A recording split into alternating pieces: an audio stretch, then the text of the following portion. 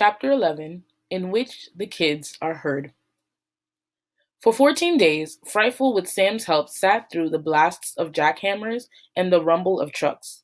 426 bravely brought food to her at noon when the bridge was quiet, but he could not drive himself to take his turn brooding. But he did not abandon his family.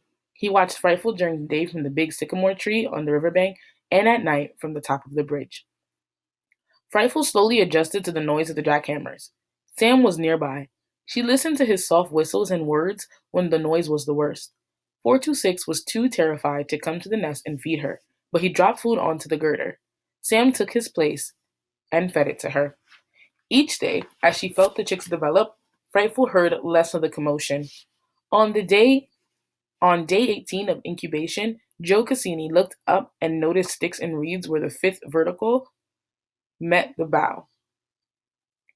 "That's the nest everyone's so riled up about," he said to Dan Martin, a Mohawk Indian whose balance and fearlessness on high girders made him one of the most valuable bridge workers. "Looks perfectly fine to me." Dan studied the sticks. "Yeah," he said. "Messy bird." Then he thought a minute. "I never knew peregrine falcons made nests. They like bare ground." "I guess we learn something every day," said Joe Cassini. And Dan Martin wasn't convinced. He kept an eye on the nest as he carried lumber to the men who were building a form around the ravaged piling. As he worked, he wondered about a peregrine falcon and a stick nest. On day 20, the jackhammers stopped. The cement mixer drove onto the bridge, and blasts were replaced by grinding and tumbling sounds. Frightful barely heard them. She could feel the chicks move inside their eggs. The yolks had transformed into embryos, complete with tiny blood vessels, and they had grown heavier.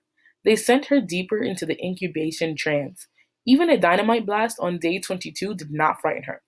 With the jackhammer silent, 426 fed Frightful again and nervously sat down and brooded the eggs while she exercised. Sam watched, ready to help out if 426 became frightened again. One day, when the Tearsel was brooding the eggs and Frightful was looping and gliding, she heard Sam whistle from the mountain that rose above the river. The three-note call had a new ending, a yippee note that said, "All is well." Sam was in a lean-to, which is a type of shed, he had constructed on the mountainside. It was eye level with Frightful's eyrie. Out from it, he finished and gathered wild tubers and greens. After dinner, he would lean back against the base of an old chestnut oak, put his hands under his head, and watch the eyrie. Now, and when he whistled to Frightful on this evening, and on this evening, Frightful answered his call with "Cree," and smiled and remembered how she had saved his life by catching food for him in the wilderness. "We'll get through this too, old girl," he said. "Only 9 days to go." When the sun set that night, Sam cut one more notch in a stick to keep track of the 30 days of incubation. He wondered why Leon Longbridge had not been successful in stopping the repairs. Leon wondered why the birds had not been deserted. Relentlessly, the bridge work went on. Sam now went up the iron bowstring bridge to feed Frightful only if the equipment on the bridge indicated it was going to be another noisy day. 426 had not adjusted to that. On these days, Sam climbed to Frightful before the kids came by on their way to school to check on the Falcons. They would look, smile, and leave a little before the school bell rang and the work crew arrived. In this interval, Sam had time to climb down the bridge and disappear without being seen. One morning, when Sam had finished feeding Frightful and was on his way down, Molly arrived. She saw him. Quickly, he stepped to the horizontal girder and walked to the middle of the bridge, his orange vest catching the sunlight. He inspected the bolts in the web joints and made notes without pencil or paper. Then he turned and walked past the nest, grabbed the iron bow, and back down to the bridge floor. With Molly still looking at him, he dropped over the bridge, grabbed the form around the piling, and climbed down to the river shore. He vanished in the cattails. That day, Sam had anticipated was an extremely noisy one. 426 stayed away, and Sam didn't get back to Frightful until after 5. She was ravenously hungry. He fed her until her crop was full. Satisfied, she arose and turned to the eggs. The next morning, just after Sam arrived, Frightful heard the voice of her winter friend, John Wood. He was on the bridge with Leon Longbridge. The two had been consulting about how to save the peregrines of the Delhi Bridge. "We aren't getting anywhere with the Department of Transportation," John said. "They won't stop the work for any reason at all. None." That's what the Department of Wildlife Conservation is telling me too, said Leon Longbridge. My boss has been trying to stop them, but the order is make these bridges safe. The feds don't think it's a problem yet. I had hoped the kids' letters would get some reaction, John said. They got the utility company to fix several poles. Molly told me they'd written to the governor about peregrines. He controls the Department of Transportation. Yeah, said Leon Longbridge, but they are only getting form letters back. Thank you, but. He studied the area. I think we ought to move the eggs, John finally said. She's been incubating long enough to be so deeply attached to them that she'll follow them anywhere. We can put a box in the sycamore tree by the river and transfer the eggs to it. She ought to go right to them. I know songbirds will go nestling when you move. Sorry, I know songbirds will go to nestlings when you move them, Leon said, but I've had no experience with moving eggs. Well, said John, sometimes it works, sometimes it doesn't. Let's give her a few more days. She seems to have adjusted. I just can't believe the female didn't leave the first day the work crew blasted off their jackhammers, Leon said. She had hardly finished laying. Most females would have deserted this nest and found another site. She had plenty of time to lay again. Sometimes we don't understand. Sorry, something we don't understand is holding her there, John said. When the first workers arrived, John and Leon left the bridge. I don't get it, John said, shaking his head. Peregrine falcons, two of the mere 34 in the entire state, and the bureaucrats won't stop this work for them. NASA held back on a rocket launch to save a nest of egrets, said Leon, but New York can't save endangered falcons. They walked to their cars in silence. By the way, Leon said as he unlocked the door, tomorrow before school, the kids are going to hold a parade to save the falcons. That's great, John said, but they'd be more effective in Albany. I don't think anything will change Albany, Leon said. The orders to go forward with the repairs are written in stone. John looked up at the bridge. At least the jackhammers have stopped, he said. The transportation department said it would only take a few more days to finish pouring the cement for the pilings. Then we can relax, if she's still there. I think we ought to try to move her, said Leon. I made a scrape, an open box with a narrow strip of wood to keep the eggs from rolling out. I'll put sand on the bottom. Said John, glancing up at the Airy. Can you help me put the box in that big sycamore? Leon said. I think we ought to try something. John stared at his van. I still can't believe the female hasn't deserted, he said. Only that serene falcon Susan named Destiny would put up with this. Suddenly, he jumped out of the van and lifted his binoculars to his eyes. He said to himself. She did fly toward Delhi. Hmm. Leon studied the Airy again. There are sticks near the nest, he said. They've been there for about 2 weeks. What do you make of that? I have no idea, John said. Sometimes the Tearsel will bring a stick or two to his mate out of love, but not that many, I don't think. Still, there must be some explanation. There are a lot of mysterious things about that nest. He shook his head, got back into his car, and drove off.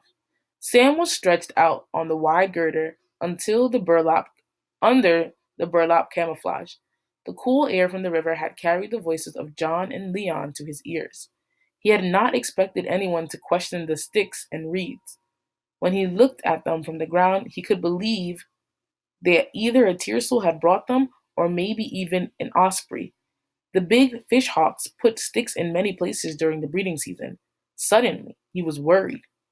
Maybe, he thought, it really is time to move Frightful and her eggs. If they don't, I will.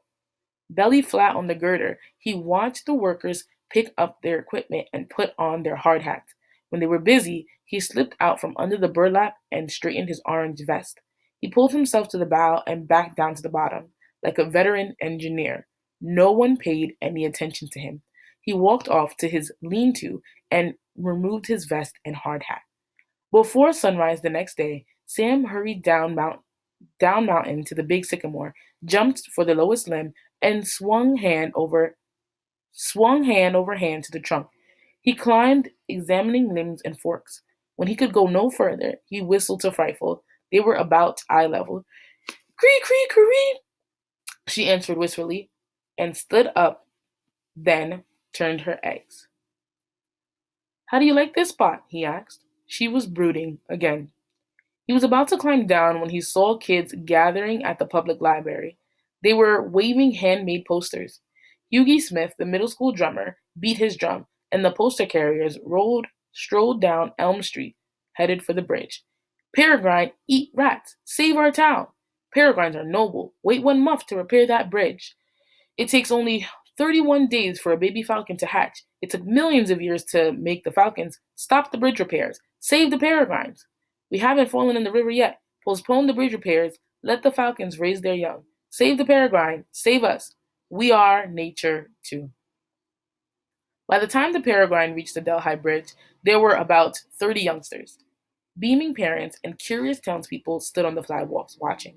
Joe Cassini had warned about the parade and had come to work early. He stood out to meet the protesters. Go on home or you'll be arrested, he said, shooing the kids away with gestures.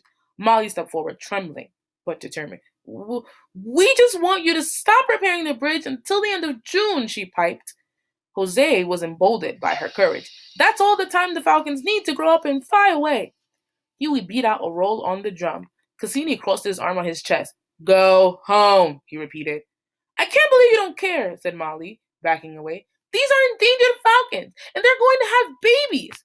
It ain't my decision, the four men stated firmly. Orders come from Albany. Tell them. We did, said Maria Carlos, who was wearing a Peregrine t-shirt she had designed. They don't see any problem. Neither do I, said Cassini. The bird is still up there, isn't she? We haven't scared her off. What's the big deal? Now get going. He walked toward them. No, Molly said. Leon Longbridge came running up to her. Come on, Molly. Leon, come on, Molly. This way, Hughie, he said. Let's go into town. We'll march down Main Street. Glad for the suggestion, the kids turned around and walked up Elm Street to Main. Cars slowed, pedestrians stopped. Parents confessed to strangers and each other that they had never had the least interest in falcons until their children told them about the peregrines of the Delhi Bridge.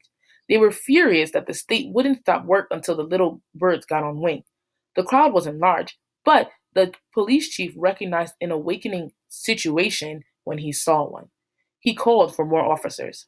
Then he led the parade to the park in front of the courthouse and let the falcon lovers wave their signs at passing cars. Save the peregrines! Shouted Jose. A TV cameraman and a newswoman jumped out of a van, looked over the kids, and walked up to Jose. What's your name? The newswoman asked, holding the mic close to his face. Jose Cruz, first baseman on the school team. I'm 10 years old and I'm in the fifth grade. I want to grow up and become a falconer. Thank you. You've answered the first question fully. Now the big one. What is it? Do you think it's more important to save a peregrine falcon nest or mend a dangerous bridge? Save the peregrine falcons, Jose answered clearly. Save the peregrine falcons! A cluster of nearby kids echoed. But what about people? Aren't they important? They have a detour, Jose said. Save the peregrine falcons, he repeated. The other kids cheered and stuck their posters in front of the camera. Thank you very much, to the interviewer, and turned to a jackhammer operator who had come to the park to fill his water bottle. How do you feel about this problem? She asked. Save the peregrine falcons, he said in a loud, clear voice. A gleeful roar went up from the poster wavers. Cars coming off the detour slowed and stopped. Horns blasted. What's going on? An out-of-town driver asked. Keep moving, ordered a police officer, stepping into the road and waving the car on. You're backing up traffic. Keep moving. The courthouse clock struck 8:30 a.m. School, said Molly. Let's go. Hughie Smith rolled his drum, and the police officer stopped traffic to let the kids cross Main Street. Sam, who was watching from the sycamore tree, decided this was a good time to feed Frightful. She hadn't eaten this morning. He was pulling on his orange vest when 426 dropped out of the sky and lit on the airy near the scrape. He bowed to Frightful and called a note that broke the incubation trance. She got off the eggs. He took her place and brooded. Wow, good, Sam exclaimed. We may get little chicks yet. Sam returned to his mountainside camp and ate breakfast of nuts and dried apples from his root cellar on the mountaintop. Things continued to for go well the next few days. The cement pouring ended. After that, the noise level dropped to tolerable. A few days later, Molly borrowed a spotting scope from the Audubon Club, and she and her friends set it up in her room with its perfect view of the nest. Frightful and the scrape filled the lens. "They'll be hatching soon," Molly said, and let Hughie Smith take a look. "It seems," he said with a wistful smile, "that despite everything, the Peregrines of Delhi are going to have chicks." He turned and looked at Molly. "The mom is fidgety like a hen hatching eggs." At the moment, Frightful heard the chicks cheeping inside their shells. She listened, not hearing the workers below or Sam Gribley, who was creeping along the girder to her. "Frightful," he said, disbelief in his voice. "Now they're going to paint the bridge."